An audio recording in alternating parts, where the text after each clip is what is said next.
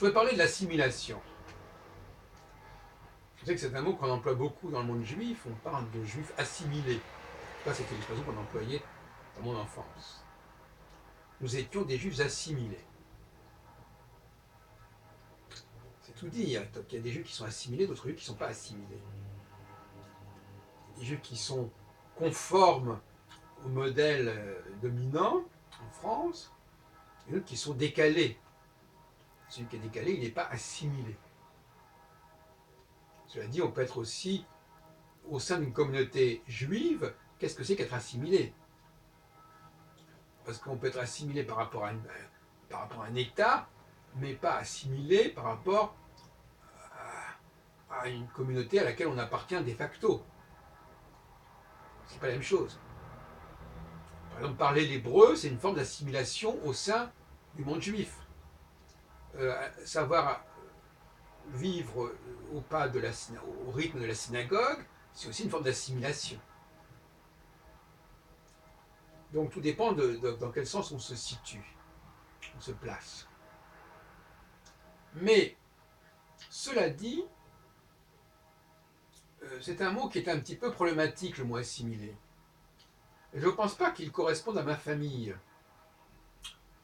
Parce que être assimilé, ça veut dire qu'on vient d'un autre monde et que l'on essaye de s'assimiler. D'ailleurs, chez les Israéliens, il y a un ministère de l'intégration. C'est un peu la même chose. L'intégration, c'est une forme d'assimilation. La Klita, c'est l'intégration. Il y a un ministère, enfin il y en avait un en tout cas, il y a une époque, qui s'appelait comme ça. Je ne sais pas si en France actuellement il y a le ministère de l'intégration, je n'ai pas fait attention. Et donc être assimilé, c'est une expression malheureuse dans certains cas. Les Juifs qui viennent de Pologne ou d'Algérie, ils doivent s'assimiler. Même s'ils ne sont pas complètement assimilés, ils doivent faire un effort d'assimilation. Et ça vaut bien entendu pour les Arabes maghrébins, ça va de soi.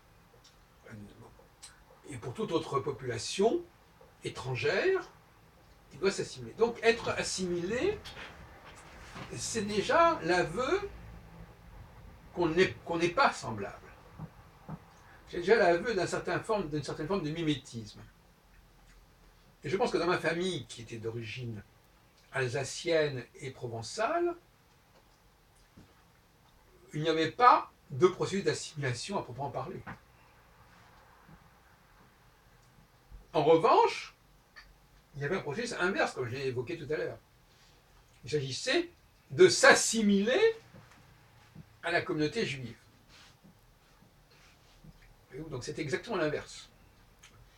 Et moi-même, en 1968, je me suis assimilé à ma façon à la communauté juive, en partant pour Israël, en apprenant l'hébreu, et en vivant là-bas un certain temps.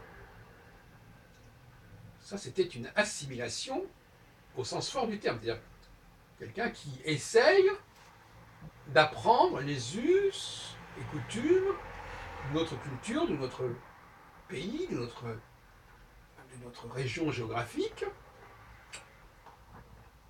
qui se déracine quelque part. Là, il va être dans l'assimilation. C'est-à-dire qu'en fin de compte, il va être dans l'assimilation, c'est-à-dire qu'il va être dans un processus d'assimilation. Parce que l'assimilation, c'est un processus, c'est pas un état. C'est un effort qui n'est jamais totalement accompli, disons de cette manière. Donc, à partir de cette clarification des concepts que je propose, la communauté juive de France est largement marquée par l'assimilation. Parce que le nombre de juifs qui sont issus de l'immigration, à la première ou la deuxième génération, est considérable. Considérable. Et probablement plus des 3/4, notamment à Paris. sont des juifs qui viennent des pays de l'Est, qu'on appelait les pays de l'Est, qui viennent des pays d'Afrique du Nord, etc., etc. Et même s'ils sont d'origine algérienne et citoyens français depuis plusieurs générations, il n'en est pas moins vrai qu'ils ont dû s'assimiler en arrivant en métropole. Tout comme d'ailleurs, d'une certaine manière, les Juifs du sud de la France doivent s'assimiler en venant à Paris. Cette assimilation est liée à un mouvement, à un déplacement. Et comme je l'ai dit, c'est toujours l'aveu d'une différence que de vouloir s'assimiler.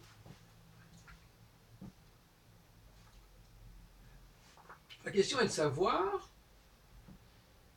si les dirigeants de la communauté juive de France doivent être plutôt recrutés chez ceux qui veulent s'assimiler, dans des familles qui ont été en processus d'assimilation, ou au contraire, c'est ce qu'on appelle chez les juifs de souche française. Et ça veut tout dire, ça veut dire en réalité qu'ils n'ont pas eu à s'assimiler. Ça, c'est une question d'authenticité. Alors, vous connaissez peut-être mes positions là-dessus. Je pense qu'en effet, aujourd'hui notamment, il y a deux voies qui sont possibles. Soit faire un petit peu le même parcours, tenir le même discours que les Arabes maghrébins en France, c'est-à-dire que finalement, voilà, il y a l'immigration, et puis ces gens qui ont immigré en France, ils ont choisi la France. Et ce choix, c'est aussi un mouvement d'assimilation. Les Juifs de souche française, ils n'ont pas choisi la France. Ils n'ont pas fait preuve d'amour pour la France. De même que les Juifs qui vont en Israël n'ont pas le même rapport à Israël que les Juifs qui sont nés en Israël et qui sont de descendance israélienne sur plusieurs générations, ce qu'on appelle les Sabras. Là aussi, il y a un paradoxe quelque part. Mais, effectivement, les Juifs qui sont de souche française, ils sont français de façon subconsciente, en quelque sorte. C'est quelque chose qui est en eux, dans leur tripes. Les Juifs qui sont en processus d'assimilation, ils sont français au niveau du conscient. Ils veulent, ils ne savent pas qu'ils sont dans le pouvoir, ils ne sont peut-être pas capables, mais ils le veulent. Et ils sont, quand ils se retrouvent entre eux, ils ont cette complicité, en quelque sorte. C'est-à-dire, tout le monde sait qu'on essaye, hein, c'est comme des enfants qui essayent de jouer aux adultes, eh bien les immigrés, ils essayent de jouer à des gens qui sont vraiment français pur sucre. Ça crée des liens, la complicité.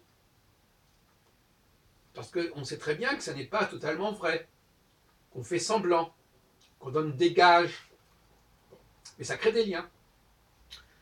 Et une des raisons pour lesquelles j'ai des relations complexes avec les communautés juives de France, que j'ai fréquentées, que ce soit dans les milieux laïcs juifs ou dans les milieux libéraux juifs, c'est que je n'ai pas cette complicité, tout simplement. Et qu'il n'y a pas d'endroit où les juifs de souche française se retrouvent. D'ailleurs, c'est quasiment presque une bête curieuse, une juive de souche française. On dit, d'où viens-tu, d'où venez-vous? Et pourtant, ils ont existé. Ce sont eux qui donnent leur lettre de noblesse au judaïsme français. Les Juifs de France sont tout heureux de dire qu'ils descendent, soi-disant, ça c'est une appropriation un petit peu abusive, ils descendent de ces Juifs qui ont été émancipés à la fin du XVIIIe siècle, à l'époque où Louis XVI était encore régnant d'ailleurs. Et donc finalement, il y a une espèce de rapport fantasmatique à l'histoire du judaïsme français. Ces Juifs immigrés, en processus d'assimilation, revendiquent l'héritage, le lignage avec les Juifs d'il y a 200 ou 300 ans, qui étaient déjà en France. Ce qui leur permet effectivement de dire que les musulmans n'étaient pas là à ce moment-là en France. Même si la France était déjà, ou allait déjà rapidement, dès 1830, envahir l'Algérie, etc. Mais, donc finalement, est-ce que c'est raisonnable de revendiquer quelque chose comme cela, alors que il existe véritablement des descendants de ces juifs émancipés? Alors c'est amusant parce qu'il y a émancipés et assimilés. Alors, moi je descends des juifs émancipés, et les autres descendent des juifs assimilés, si on peut dire. Ou assimilés, en phase d'assimilation, en processus d'assimilation. Donc, est-ce que la communauté juive, le consistoire, le CRIF, doivent se doter de juifs, entre guillemets, assimilés, et qui ne le sont pas tant que ça, finalement, qui se disent assimilés, qui veulent être assimilés. De toute façon, être assimilé, c'est déjà reconnaître qu'on n'est pas semblable, qu'on veut être semblable. Ou alors, est-ce qu'ils doivent se doter de dirigeants qui sont carrément originaires du judaïsme d'Alsace-Lorraine, ou du judaïsme de Provence et d'Avignon, ou du judaïsme de Bordeaux, etc. Moi, il me semble que l'honnêteté intellectuelle voudrait, je l'avais déjà signalé en son temps, voudrait, tant qu'à faire, puisque ça existe. Bon, qu'en Allemagne, ça ne peut pas se produire parce qu'il n'y a plus de juifs de souche allemande, ou quasiment plus, et donc par conséquent, les juifs en Allemagne sont des pièces rapportées. Mais ce n'est pas le cas de la France, tout de même. Ce n'est pas le cas de la France. La France n'a pas perdu la totalité ou la quasi-totalité de ces juifs de souche française, d'autant plus d'ailleurs qu'ils ont pu échapper grâce aux Français, en grande partie aux déportations, à la différence des juifs étrangers. Et d'ailleurs, le CRIF est né, a été en quelque sorte fondé par des Israélites français, par des juifs de souche française.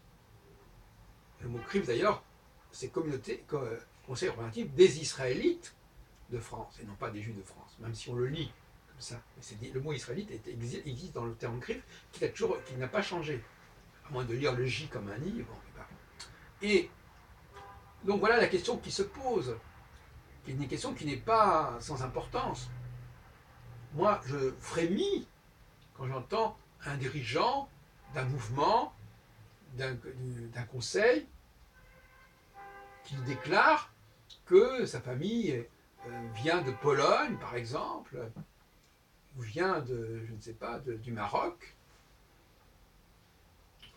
Je ne pense pas que ces gens-là soient les meilleurs représentants du judaïsme français. Voilà ce que je pense.